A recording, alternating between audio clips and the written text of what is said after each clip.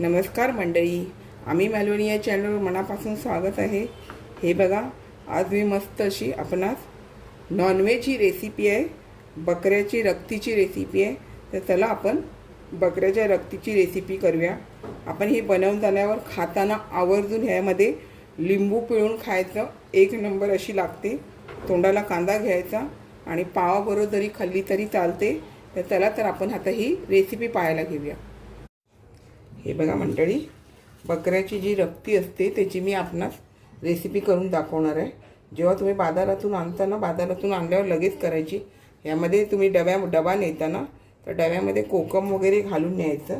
आणि आता हे कोकम वगैरे मी काढून टाकते आणि मी ही धुवून घेतलेली आहे आणि बाकीचे राहिले ते पण निघून जातील। आणि आता आपल्याला हे कच्ची करायची नाही, उकडून घ्यायची। आता आपल्याला ही या पाण्यामध्ये मंद आचेवरती हिला उकडून घ्यायचं आहे। उकडून घेतल्यावरच्या नंतर मी ही तुम्हाला पुढची प्रक्रिया करून दाखवते। आता आपण प्रथम आणल्या ती लगेच करायला घ्यायची आहे, वेळ घालवायचा नाही। आता ही मी उकडून घेते। आता अशा प्रकारे आपण ही गॅसवरती उकडत ठेवलेली आहे आणि थोडा फास्ट गॅस नाही करायचा, मीडियम गॅसवरच आपल्याला ही उकडून घ्यायची आहे। हे बघा, आता मी हे व्यवस्थित असं उकडून घेतलेलं आहे आणि आपल्याला याचे पीसेस काढायचे। आणि याच्यामध्ये जर कोकमा वगैरे असतील ना आली तर ती काढून टाकायची। मी थोडी काढलेली आधी, आता थोडी, आणि अशा प्रकारे कट करायचं आहे, जेणेकरून आपल्याला नंतर ते शिजवायचंच आहे। पण याचे तुकडे करायला उकडून घेतलं ना तर याचे तुकडे करायला बरं पडतं। तुम्हाला काय मोठे छोटे जसे करायचे त्याप्रमाणे तुम्ही करू शकता। आता मी हे अशा प्रकारे कट करून घेते, उभे आणि नंतर मग आडवे। आता आपण उभे कट केलेले, आता आडवे करूया, म्हणजे मोठे छोटे काय पीसेस तुम्हाला हवे त्यानुसार। जास्त मोठे पण खायला इतके बरे नाही वाटत, त्यामुळे थोडे छोटेच करायचे। हे बघा अशा प्रकारे। आता अशा प्रकारे हे मी पीसेस करून घेते। हे बघा, हे मी आता असे पीसेस करून घेतले। याचे जे काही कोकम वगैरे येत आहे ते मी काढून टाकणार आहे। याला आपल्याला खाताना लिंबू पिळायला तरी चालतं। कोकमाचा आंबटपणा जरी यामध्ये असला ना तरी हिंवसपणा लागत नाही, त्याच्यामुळे थोडे असले तरी चालून जातात। तर हे बघा, तर हे मस्तपैकी आपले पीसेस करून झालेले आहेत। तर आता आपण पुढची प्रक्रिया करायला घेऊया। त्यासाठी मी काय काय करणार आहे बघा, व्हिडिओ स्किप न करता बघा। तर काही जण असं खातात, मी आता बऱ्याच वर्षांनी केलं आहे हे। आमच्याकडे सांताक्रूजला सासूच्या रूममध्ये हे आवर्जून खात होते, मी नाही खात, पण आपलं खाणाऱ्यांना आपण बनवून द्यायचे। बघा, असं कोकम वगैरे असेल ना त्यामध्ये तर ते तुम्ही काढून टाकलात तरी चालून जातं। आता आपण पुढची प्रक्रिया करूया। हे बघा, यामध्ये लसूण क्रश करून पण टाकली तरी चालते। आणि यामध्ये मी आता आलं लसूणची पेस्ट वापरणार आहे। तत्पूर्वी आपण आधी मीठ लावून घेऊया। ही आलं लसूणची पेस्ट मी अर्धी वाटी घेतली आहे, कारण थोडा हिंवसपणा असतो रक्तीला पण, त्याच्यामुळे आलं लसूणची पेस्ट भरपूर घ्यायची आहे। आणि लाल तिखट मसाला, मालवणी मसाला, गरम मसाला, हळद, कारण मी यामध्ये थोडा मटन मसाला पण वापरणार आहे, कारण ही बकऱ्याची रक्ती आहे त्यामुळे। हा बघा, आता बाजारू मटन मसाला थोडा घेतला आहे, तो घालते, त्याने छान चव येते। आता आपल्याला हे सर्व याला एकजीव करून घेऊया, जेणेकरून आपल्याला सुक्कीच करायची आहे, पातळ अशी पाण्यासारखी करायची नाही आहे। पण कशी करणार आहे ती तुम्ही व्हिडिओ स्किप न करता पहा। चला, आता आपण हे लावून घेतलेलं आहे। आता आपण पुढची प्रक्रिया करायला घेऊया। आता हे बघा, आता आपण पॅनमध्ये एक पळी तेल घालून घेतलं आहे, त्यामध्ये मोठा बारीक केलेला कांदा आणि थोडीशी जरा कढीपत्ता, म्हणजे जवळजवळ 20-25 पानं कढीपत्ताची आहेत।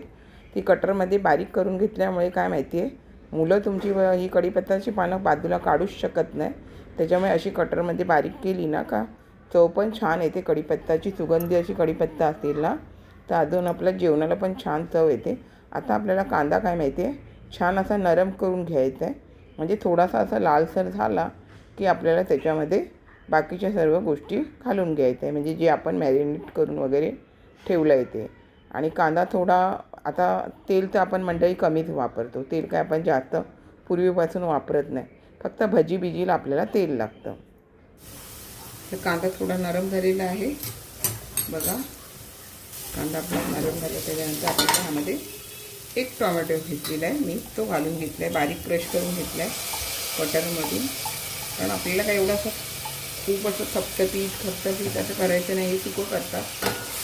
आणि आता आपल्याला जरा असं थोडंसं नरम होईपर्यंत जरा परतून घेऊया. आता आपला कांदा टोमॅटो थोडा नरम झाला, तसं आपल्याला यामध्ये हे सगळं मॅरिनेट केलेली रक्ती आहे बकऱ्याची, ती आपण ह्यामध्ये घालून घेऊया. आपल्याला यामध्ये पाण्याचा वापर करायचा नाही, ऑलरेडी रक्ती शिजलेली आहे. फक्त आता बारीक गॅस करून आपल्याला शिजवायचं आहे, त्यामुळे बारीक गॅस करून घेते आणि आपल्याला यामध्ये परतून घ्यायची आहे. थोडं पाहिजे तर मसाले आपले व्यवस्थित व्हायला हवे, म्हणून आपल्याला थोडासा पाण्याचा हक्का मारायला हवा आहे, कारण तेल आपण कमी वापरतो ना मंडळी, समजलं ना. आणि मी आधी कमीच वापरते फोडणी बिडणीला. फक्त आपण भजी वगैरे करतो, फ्राय करतो, त्याला आपल्याला तेल लागतंच की नाही. त्यामुळे आता मी पाण्याचा हक्का मारून घेते. हे बघा अशा प्रकारे फक्त थोडंसं, जेणेकरून मसाले व्यवस्थित ह्यामध्ये एकजीव होऊन आलं लसूण पेस्ट मसाले व्यवस्थित शिजले गेले पाहिजे. अशा प्रकारे रक्ती ही टेस्टीला छान होते. आणि मग नंतर खाताना लिंबू पिळून तुम्ही ती पावाबरोबर खाल्ली तर चांगली लागते, चपातीबरोबर इतकी खास नाही लागत. मग तुम्ही पावाबरोबर खाल्ली तरी चालते. आता ह्यावरती मला बारीक गॅस करून झाकण मारूनच थोडं शिजवून घ्यायचं आहे. आता हे झाकण मारून आपण 2 मिनटं शिजवून घेऊया. हे बघा आता बऱ्यापैकी ही व्यवस्थित होत आली आहे. आता आपल्याला काय करायचं आहे, बंद नाही करायचं. आता झाकण न काढता थोडा वेळ, कारण कांद्याला आणि टोमॅटोला पाणी सुटतं ना, आणि आपण थोडेसे 2 थपके पाणी मारलेले आहे, त्याच्यामुळे अजून थोडं शिजवून घ्यायचं.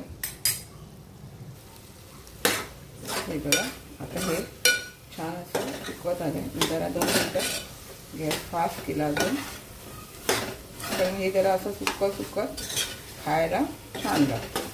आणि आता आपण गॅस बंद करून घेऊया. हे बघा, आणि आपल्याला ह्यामध्ये भरपूर कोथिंबीर घालायची आहे, कारण रक्ती बोललं तर थोडासा हिंवासपणा जास्त असतो, त्याच्यामुळे भरपूर कोथिंबीर घाला. आणि छान अशी आपली ही रक्ती मी तुम्हाला करून दाखवलेली आहे. आपण पण नक्की अशा प्रकारे करा, छान होते. तुम्ही नाश्त्याला वगैरे किंवा जेवताना तुम्ही जरी घेतलात तरी चालेल. ह्याची ग्रेव्ही वगैरे केली तर इतकी छान लागत नाही, त्याच्यामुळे सुक्कं केलं ना तर छान लागतं. तर अशा प्रकारे तुम्ही करून बघा. तर तुम्हाला कांदा टोमॅटो नाही करायची असेल तर लसूण आणि आलं क्रश करून जरी तुम्ही केलात आणि मसाले तुम्हाला काय तुमच्याप्रमाणे घालायचे असेल ते घातलात ना तरी छान होते. म्हणजे 1-2 प्रकारे जरी केली ना तरी ती छान होते. तर मी अशा प्रकारे केली आहे, त्याप्रमाणे तुम्ही करून बघा, खूप छान झालेली आहे. पण खाताना आवर्जून त्यावरती लिंबू पिळायला विसरू नका, जेणेकरून अजून ती आपल्या ह्या ज्या रक्तीला आहे ना ती अजून छान अशी चव येते. तर आपण पण अशा प्रकारे नक्की करून बघा नॉनव्हेज खाणाऱ्यांनी. हे बघा मंडळी, छान असं मी तुम्हाला बकऱ्याची रक्ती सुक्की अशी करून दाखवलेली आहे. अशाच नवनवीन रेसिपी किंवा इतर व्हिडिओसहित मी आपणास कायम भेटतच असते. आपण माझ्या चॅनलला लाईक शेअर सबस्क्राईब हाईप करायला विसरू नका. चला आता इथेच थांबते. मस्त खा, स्वस्थ राहा. आपण माझे व्हिडिओ पूर्ण पाहता त्याबद्दल मनापासून खूप खूप धन्यवाद.